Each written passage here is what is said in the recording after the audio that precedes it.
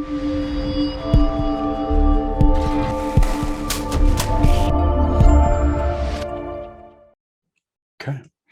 Awesome. Let's get rocking. Thank you so much for joining me today. My name is Tim Fitzpatrick with Rialto Marketing. And what we're going to talk about for the next hour or so, we should have plenty of time to get through this content. So if you've got questions, pop those in chat or Q&A. Want to make sure you leave here having your questions answered and know exactly what your next step should be. But what we're going to dig into today are the secrets to unlocking the power of referral partners so that you can accelerate your revenue growth. When we work with clients, we help them remove their revenue roadblocks, and we work at 3 intersections of marketing: strategy, planning, and then leadership. All of those need to be in alignment for you to accelerate revenue growth.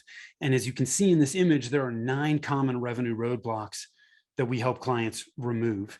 And so what I'm going to talk about today is the latter half of retention and referrals. Okay, so we're going to dig into referrals. Referrals are an incredibly important source of leads for the vast majority of businesses out there. What we're going to focus on with referrals today is not referrals necessarily from existing clients, but actually getting out there and developing relationships with people that can not just refer you one new client, but clients over and over and over again. Referral partners are an incredible way to leverage referrals, which is why I think they're so important. So I'm going to run through this. I'm not going to hold anything back. I'm going to make this as easy as possible to understand. But if you've got questions, just fire away. I'm an open book here. So when we look at building referral partner relationships, what are some of the common frustrations that people have? One of the first ones that come to mind, and by the way, this is super laid back. So as you can see, this is a Google Doc. When I'm done today, I'll give you the link to this Google Doc so you can go back to this outline. And I will also upload the video recording so that you've got that. So don't be afraid that you're going to miss anything. You'll have everything that I'm covering today. So first common frustration is, how do I identify the best potential referral partners? Another common frustration that comes up is how can I effectively connect, right? How can I effectively connect with these people and start the conversation?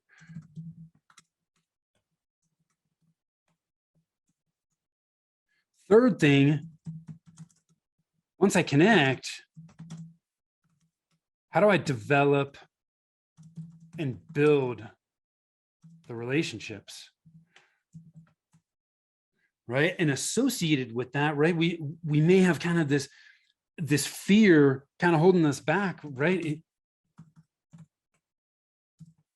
Of, is this going to work?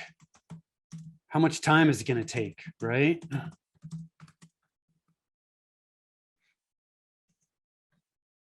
And what do we want when we start doing this? Right? We've got our frustrations, but what do we actually want out of building referral partner relationships? One, we want to identify the best referral partners as quickly as we possibly can, right? Because we don't want to waste a lot of time. We want to connect with with referral partners and know what to say during our initial conversations. Right? What are we going to talk about? It should be flowing, right? We don't want it to be awkward, right? It shouldn't be this first date where you're sitting there and it's like, crickets. That's not what we want, right? The other thing we want is to understand all the ways we can help our referral partners. One of the things I'm going to talk about today is all the various ways you can do that, right? You're not going to use all of them, but it'll be a great list for you to look at and go, gosh, I can help this person in this way. And our real aspiration for this is to have a stable of consistent referral partners sending us business. Okay. Doesn't take a lot of referral partners to absolutely transform most people's business. If it's the right referral partner, we're working with a client right now who has really honed in on her ideal client. They're vets, and she now is starting to reach out to referral partners that are their financial advisors to veterinarians. And it's absolutely changed her business. She's getting much more consistent referrals, and the referrals that she's getting are super high quality. So this does work, and I'll give you some more examples of this as we work through here. I want to touch on a little bit of a story about how a lot of people approach referral partner relationships, where people are going wrong. And I think if you're on LinkedIn at all, you see this when you accept connections requests from people. Okay, in my opinion, too many people approach referral partners with the mindset of, what can I get? Okay. Instead of, what can I give? There's a quote, I can't remember who it's from. I think it's from Jim Rohn. Forgive me if I'm misquoting it, but something to the effect of, if you can give people what they want, everything you want it'll come back to you. But when we approach referral partner relationships from a mindset of, what can I get? That, whether we want it to or not, at some point in that conversation, in the process of building that relationship, it comes across that we have that mindset, that we really don't have the referral partner's best interest at heart. All we're concerned about is, what can we get from the relationship? So if you find yourself in that situation, which you're not alone if you do, I think it's really important to come at this from a mindset of giving, from abundance. I'm just going to do whatever I can to help these people, and I know deep down that it is going to come back to me at some point or another. Okay. Now, that doesn't mean that you need to waste time with people, right? As you see, as I go through this process, you'll see, we are doing everything we can to qualify these relationships and communicate clearly with people, right? Of how we can help one another. Okay.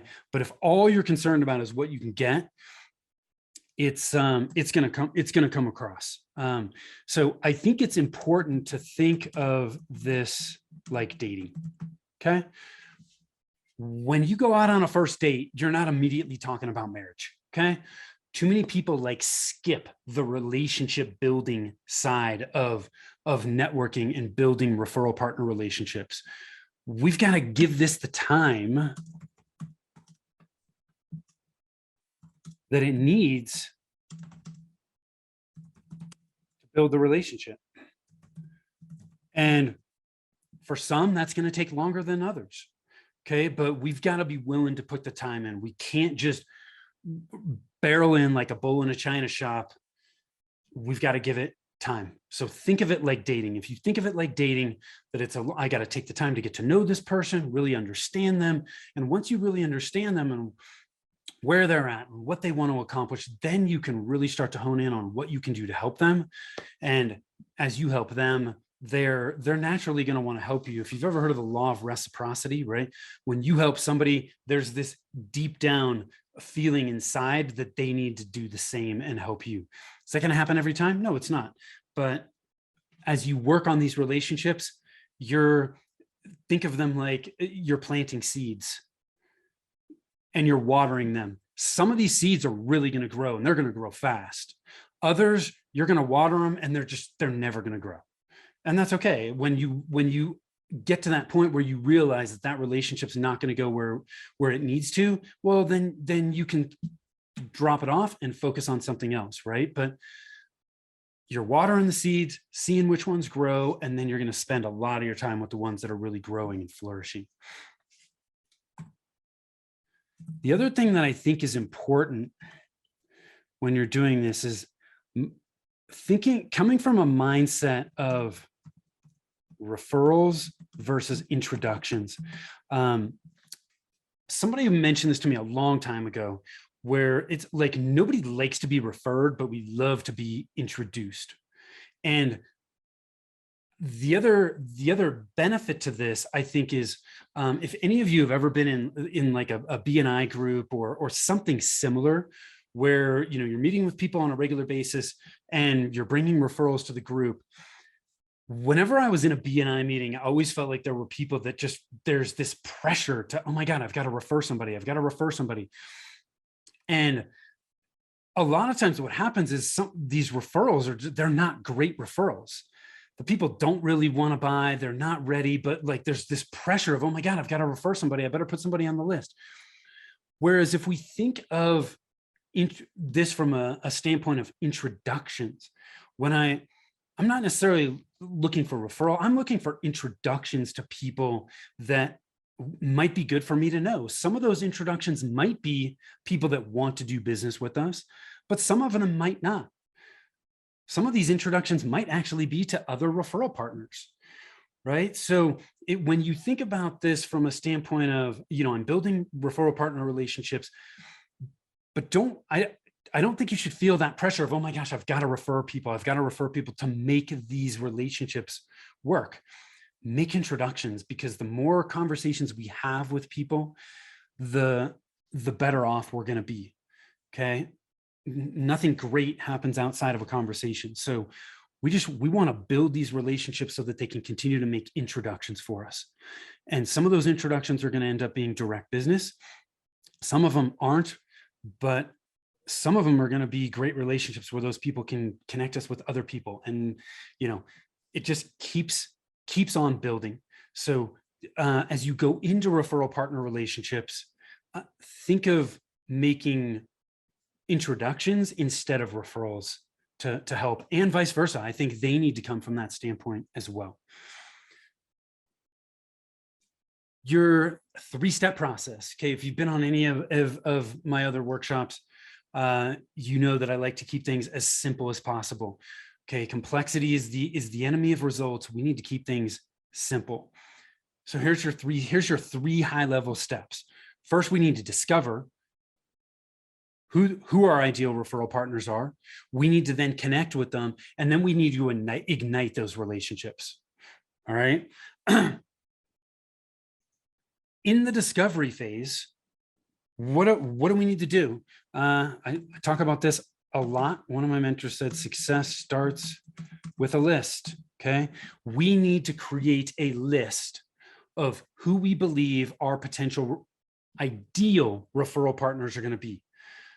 Okay. We want to start reaching out to people that we think are going to be a great fit, who already are working with our target market and our ideal clients. Okay. Those are the types of people that are going to be able to really have the potential to be strong referral partners.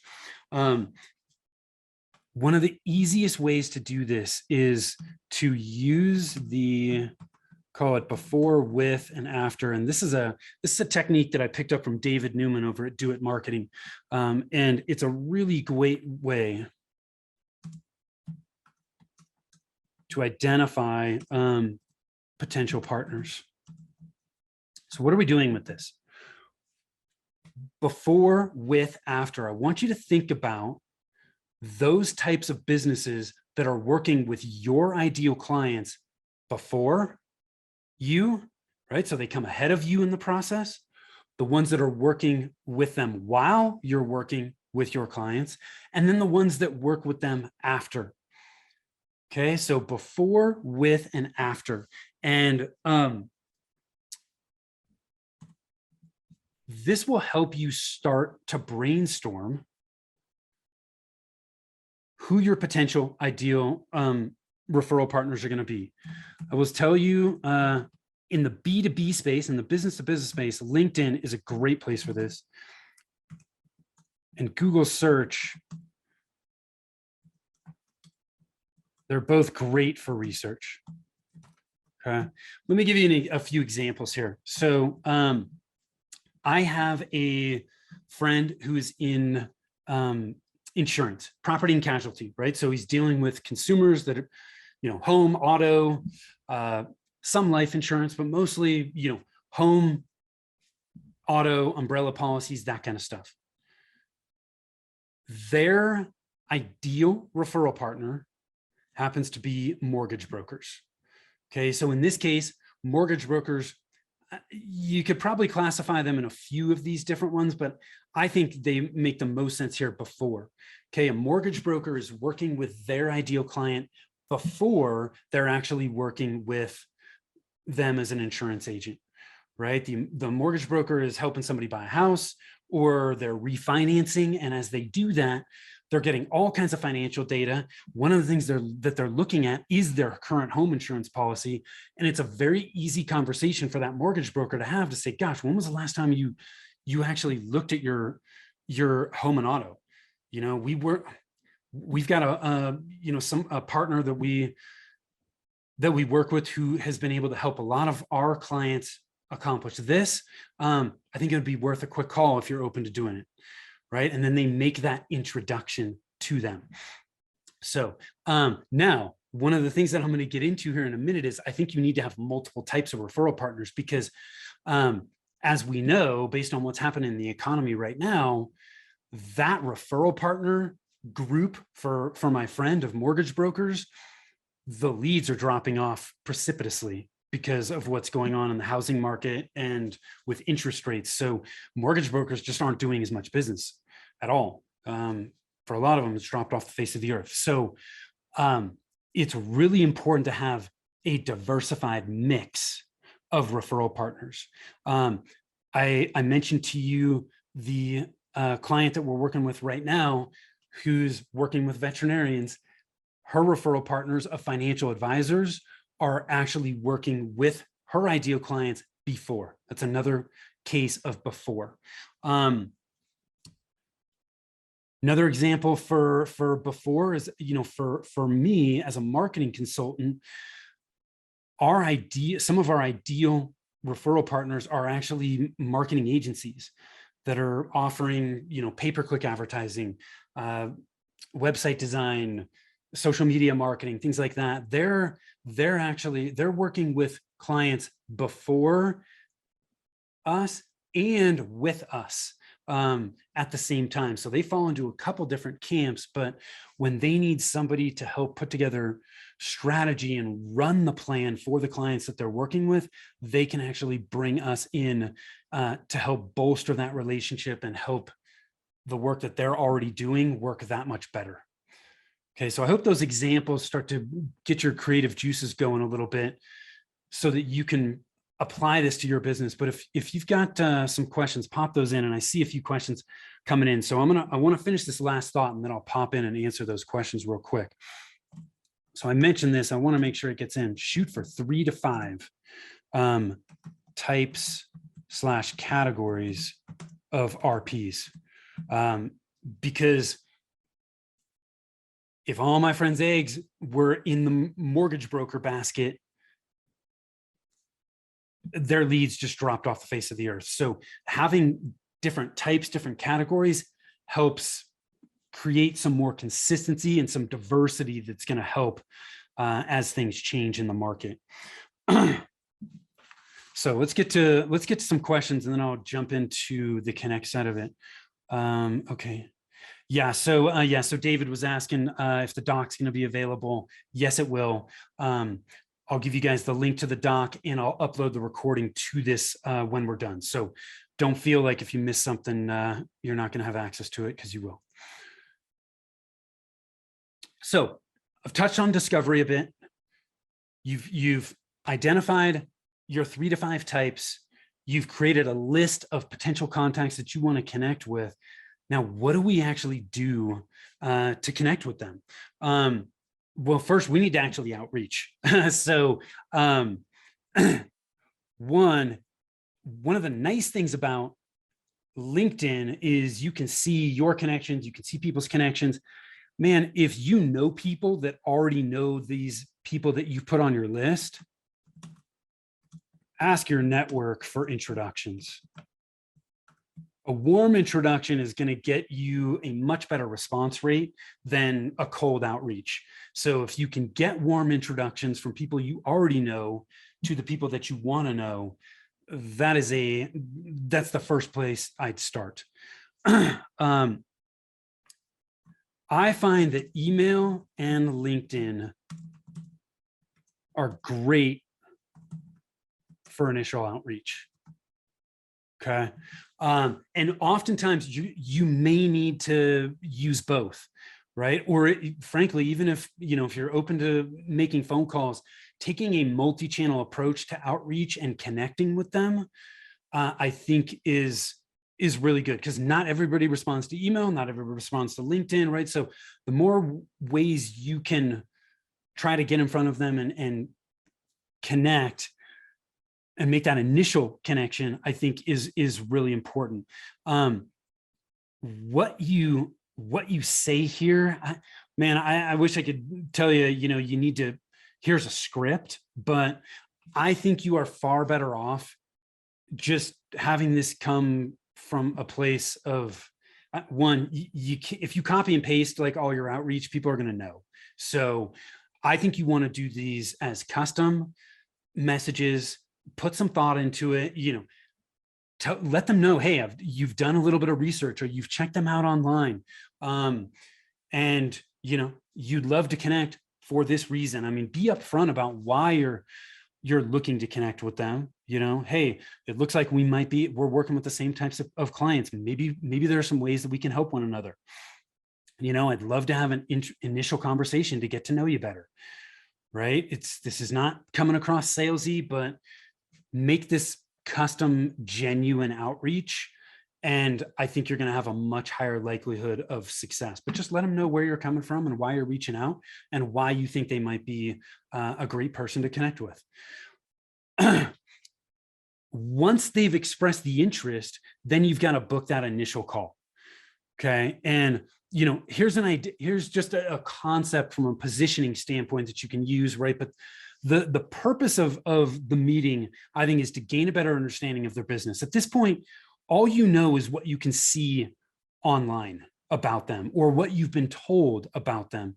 And that's part of the picture, but it's not everything, right? So if you just start making these gross assumptions and generalizations about what you see, odds are you're missing. You've only got half the picture. So you know what you know based on your research, but you want to learn more about what they're doing, what they need, how you can help them, how you might be able to help one another, help push each other forward, right?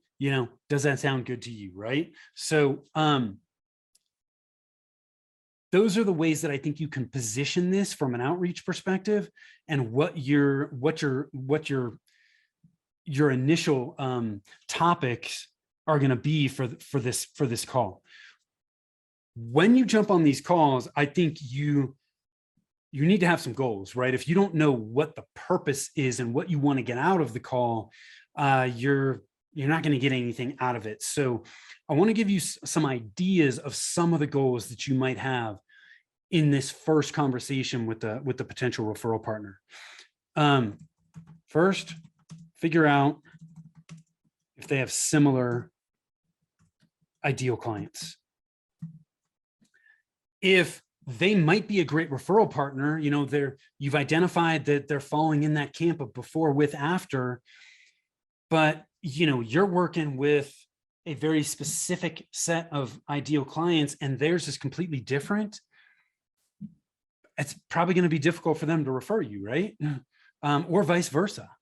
So we want to look for commonality, some overlap, some similarities in the types of clients that we're serving, first and foremost. You want to figure out and understand what they do. And by the way, sometimes one phone call is not enough to really understand that.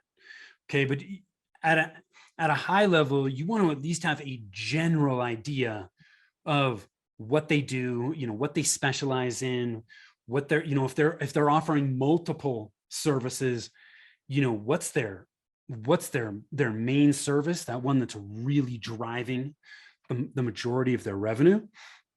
You want to figure out if this might be a good fit for both of you. Okay, again, going back to the dating analogy, like, do you like this person? I mean, gosh, if you don't like them after you start talking with them, they're not going to be a good referral partner. And frankly, you're not going to want to deal with them. So, first and foremost, you got to like them, right? Do you like how they do business, right? What are their values in working with customers, right? Do you guys share some of the same values? So let me put this in.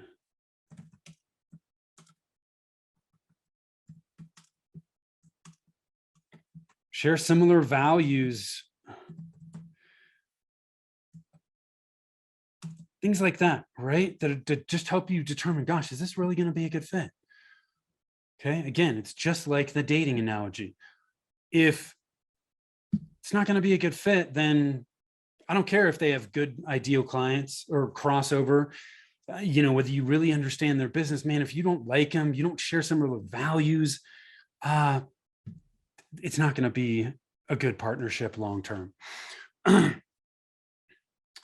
The other thing to keep in mind here is ask questions and listen most of the time. Okay. This, when I say this kind of reminds me, and I'm maybe dating myself a little bit, but when I was in high school, American Pie was a super popular movie. And it went on, I don't know how many different sequels there are to it, but one of the things they say in the first American Pie, they're talking about, how do you talk to women and get to know them? And one of the guys says, all you got to do is ask them questions and listen to what they have to say and shit. That's exactly what we're doing here. We need to ask questions, right? People love to talk. Just ask them questions and listen to what they say. Okay. Do you really want to strive to listen most of the time? And by the way, if you ask questions most of the time and you're done asking questions and you're nearing the end of the conversation and the person doesn't stop the conversation and go, gosh, I want to learn more about you. If they don't do that, guess what? Number 3 just got crossed off the list. They're not a good fit because they don't care about you, right? But what inevitably happens when it's a good fit, you ask questions and then they're like, hey, well, tell me about you. There's some reciprocity there.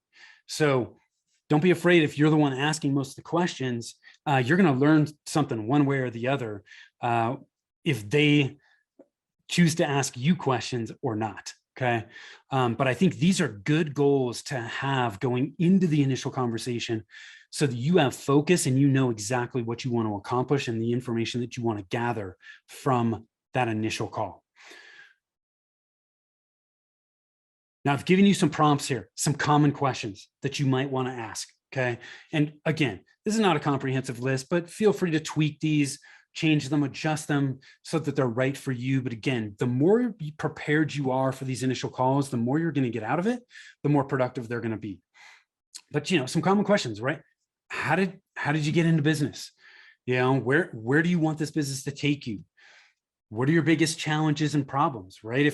If they're willing to share that with you, gosh, even if you can't help them directly, maybe you know other people that you can make introductions to them for. Okay. Tell me more about your ideal clients. Tell me more about what you do and how you help your clients, right? We're trying to gain a better understanding of, what are their programs, their services? How are they working with clients? How are they getting new clients? What are their, again, this goes back, good fit or not, what are their core values, right? What other types of people are great for them to know? Okay, again, here we're just trying to identify what types of people might be in your network that you can make introductions for and help them. Okay, this is a great place to start. You may come up with others. Frankly, if you do, let me know. I'd love to hear them, and I'll be happy to add them into this list. But this is a super easy place to start to really get get a lot out of the initial conversation so that it helps you determine, gosh, this has been a great conversation. I'd love to continue this conversation and next time, dig into X or Y. Is that something you'd be open to doing? It's pretty rare for me to have a conversation with somebody, ask them these questions, and if I think they're a good fit and I propose that, it's pretty rare for them to go, I don't think it's a good fit. It's very rare.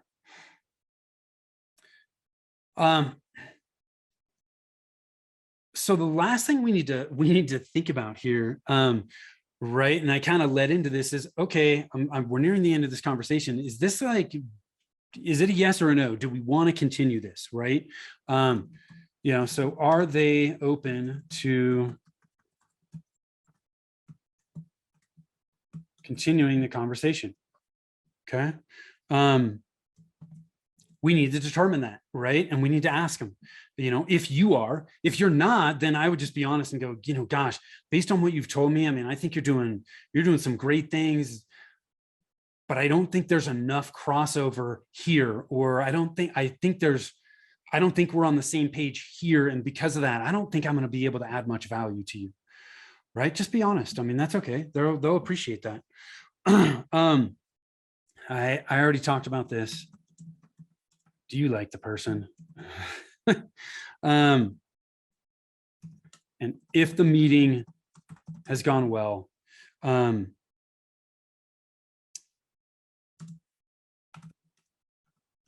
propose to continue it, right? Set up the next meeting. It's another thing one of my mentors said, never leave the conversation without setting the next meeting. You definitely want to set the next meeting, especially with somebody that you're trying to build a relationship with.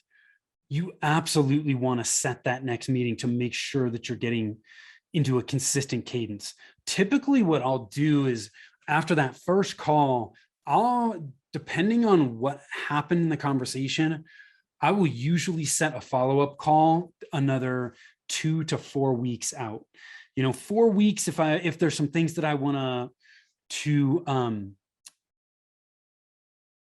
prep, or if maybe I've got some introductions that I want to make for them right out of that first meeting, and I want to give it time for them to connect with those people before the next call. But definitely set the next meeting.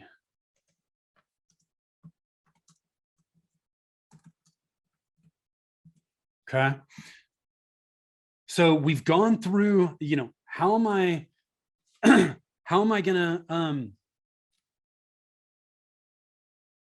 how do I discover who I want to connect with? I've dug into the connection process. Now we want to talk about igniting that relationship. And I've given you guys a few different ideas here. First is ways to keep in touch. And then there are ways that you can add value to partners. Okay. It's not always adding value to partners is not always making introductions or giving them referrals for potential ideal clients. It's not always going to be that way. Okay. There are other ways that they can help. Your referral partners can help you build your business. So ways to keep in touch, right? Email could be written, could be video. I use Loom, which is a screen capture software. It's a phenomenal tool if you're not familiar with it. It's LOOM. Let me just put it in here. Okay. That's a great way. You could just, I have somebody that I'm connected with right now who's really good at this. His emails are super short, but he shoots a video. He's like, hey, if he responds to me, it's like, hey, I shot a quick video for you answering your question. And it's just a, 20, 30-second video. Frankly, it's much faster to shoot video than it is to type in a lot of cases. And it's a great way for them to just continue to see you and hear your voice. So that's a phenomenal tool if that's something you want to check out. Social media messages, right? You can direct message them. If you're connected with them on LinkedIn or Facebook or wherever it is, you can always outreach to them there. And I think it's a good way, it's a good practice to take a multi-channel approach as well. But as you get to know them, you may find, gosh, they respond so well to email. That's my go-to channel for them. Or not good at email, but they're great at LinkedIn. Okay. So you message them on LinkedIn. You can stay in front of them by commenting, liking, sharing, mentioning them on social media. So again, maybe you've got a call set out for 2 months to reconnect with them, but in the meantime, you want to stay top of mind and in front of them. Comment on a social post because they're going to see it, right? Or if you create a post on social that they would be a great contributor to, then you can mention them. And typically when you mention them, they're then going to get involved. So these are really simple ways. It's not a deep touch like a conversation or a meeting might be, but it's just a light touch to stay in front of and top of mind. In-person meetings, or I should say in-person and virtual meetings.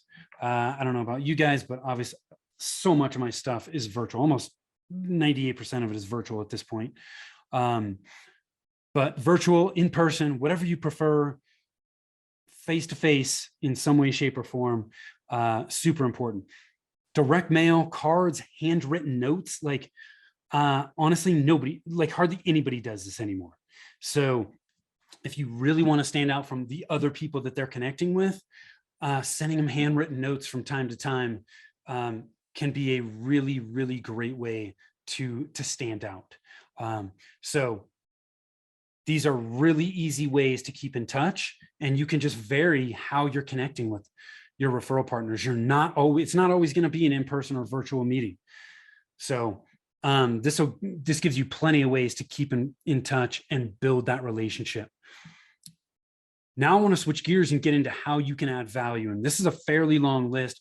I'm not necessarily going to read all of these, but I'll run through some of them that I think require explanation. But subscribing to their email list, if they have an email list, subscribing to their email list is going to give you a really good insight into how they're communicating with their ideal clients, what they're doing, right? And which is all great information for you to have so that when you do meet with them, you can ask them about it or you can give them feedback on it. Great way to really get to know people. I've got a podcast. If you have a podcast or some platform, you can interview them. For me, I use that as a way to, if I talk to somebody that I have an initial call, it looks like there's the potential to be a good referral partner. Oftentimes I will recommend that I interview them on my podcast. It's a great next step to continue to build the relationship. But it's also a great way to add value to them because they get free exposure. So if you've got a platform and you can bring them onto that platform in some way, shape, or form, really great way to do it. Email list swaps. If you've got an email list and they have an email list, you could ask them to send a message on your behalf to their list, and you could send a message to your list on their behalf, right? So you're promoting each other to your individual email lists. Oftentimes what happens there is maybe I've got some free offer, right? I've got a masterclass or a workshop or a checklist, something like that. They'll email that to their list saying, hey, if you don't know him, Tim Fitzpatrick with Rialto Marketing, he's doing X, Y, and Z, blah, blah, blah, blah, blah. He made an offer to our list that's going to help you with this. Here's how you can do it, right? Here's how you can take advantage of it. So they're positioning you as somebody that their list should know, and you're offering value to their list to try and help them in some way, shape, or form. You can host workshops for their audience, right? So if I'm doing a workshop for you today, if they're open to doing those kinds of things, maybe they'd be open to having a guest present a workshop to their list. Really easy way to do it. Obviously, you can refer them business. You can make introductions for other potential referral partners or people that they're looking to connect with, anything like that. Some people like to set up referral fee arrangements. Some people don't. So these are just questions that you need to ask people. But if they're open to doing that, you could set up a formal referral fee arrangement where they're paying you and you're paying them for business you refer them. You could become a customer, right? I know a guy, I know another marketing consultant who was working with a business coach, and he was a client of that business coach. And then the business coach actually became a really good referral partner for him. You can co-brand stuff. You can joint market together. I've done co-hosted workshops with people. So we do a workshop together, send it out to both our audiences, and we're stronger together, type of mentality. You can be a sounding board for them and help them push through some of the roadblocks that they have. If it's part of your expertise, great, then just help them, give them feedback, give them outside eyes. I actually just did this morning. I reached out to some people that are in my network, asking them for feedback and outside eyes on something that we've been working on. And most people, if they want to build a relationship, they're more than happy to just help. Okay. Because they know that you'll do the same for them. You can write reviews for them. I've done things where I've written reviews or recommendations for them on their LinkedIn profile, or if you've done something with them, you could write a review for them on Google or wherever else their reviews are. You could offer free services to them if you want. Some people question this one. It's just on there. If it's something you're open to, you can certainly do it. I would tell you, if you're going to do free services, for your referral partners, I think you want to be very strategic about it and make sure that you're doing it for those that have already kind of proven themselves a bit before you do that, because there's only so many people you can offer free services to without it really negatively impacting your business. Resharing their content on social media, right? You're adding value to them. You're helping bring additional exposure to them. That's some of these things are so simple to do. They're not difficult.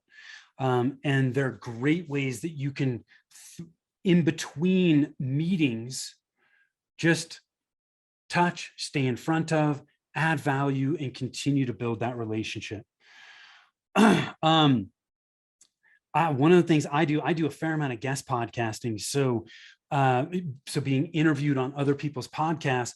And if that host is looking for other people to interview, I can make introductions with for my referral partners, right? It's another easy way that I can help them. And then just sharing,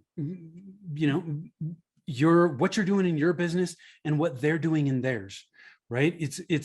It's a small mastermind. It's brainstorming, it's giving outside eyes. So share some of the things that you're doing. If you've got templates or processes in your business that would help them in theirs, share those things.